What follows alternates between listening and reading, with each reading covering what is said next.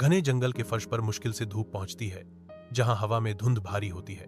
राम, लक्ष्मण और विश्वामित्र जंगल के हृदय में और गहराई तक जाते हैं। उनके चारों ओर छायाएं नाच रही हैं। विश्वामित्र की आवाज जंगल की शांति को भंग करती है, उन्हें एक प्राचीन रहस्य की ओर ले जाती है।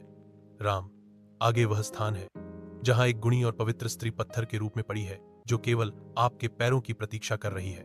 राम और लक्ष्मण ध्यान से सुनते हैं।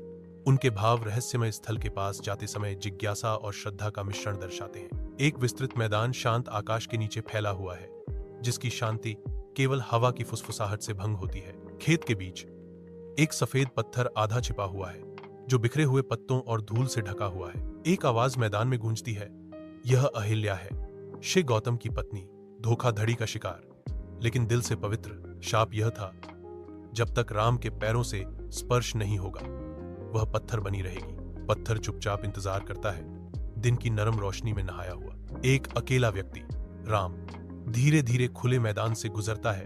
प्रत्येक कदम मापा और जानबूझकर वह एक प्राचीन पत्थर के करीब जाता है। एक अनकही नियति उसे करीब खींच रही है। हर कदम के साथ सुनहरी रोशनी उसके पैरों के नीचे से निकलती है, जो परिवर्तन का मार्ग चिह्नित करती है। एक आवाज गूंजती है, प्रत्याशा से भरी, सदियों का इंतजार एक पल में बदलने वाला है। पत्थर चटकता है, प्रकाश फूटता है और एक नई भोर उभरती है। अहिल्या प्रकट होती है, उसके चेहरे पर आंसू बह रहे हैं, क्योंकि वह धूप में कदम रखती है। उसका शरीर कांपता है, जो उस चमकदार रोशनी से अभिभूत है जो मैदान को नहलाती है। अहिल्या की आवाज श्रद्धा से भरी हुई खुले मैदान में गूंजती है, प्रभु, आपने मेरा अंधकार दूर कर दिया। अहिल्या के चेहरे पर राहत और आभार के आंसू बहते हैं, क्योंकि वह दिव्य को स्वीकार करती है। प्रकाश तेज होता है, अहिल्या को एक गर्म अलौकिक आलिंगन में लपेटता है। जीवंत जंगल के हृदय में एक शंख की ध्वनि एक महत्वपूर्ण क्षण का संकेत देती है। अहिल्या राम को श्रद्धा से देखते हुए खड़ी है।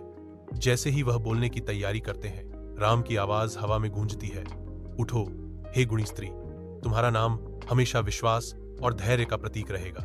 अहिल्या का लंबा इंतजार खत्म होता है। उसका नाम समय के इतिहास में अमर होने के लिए नियत है।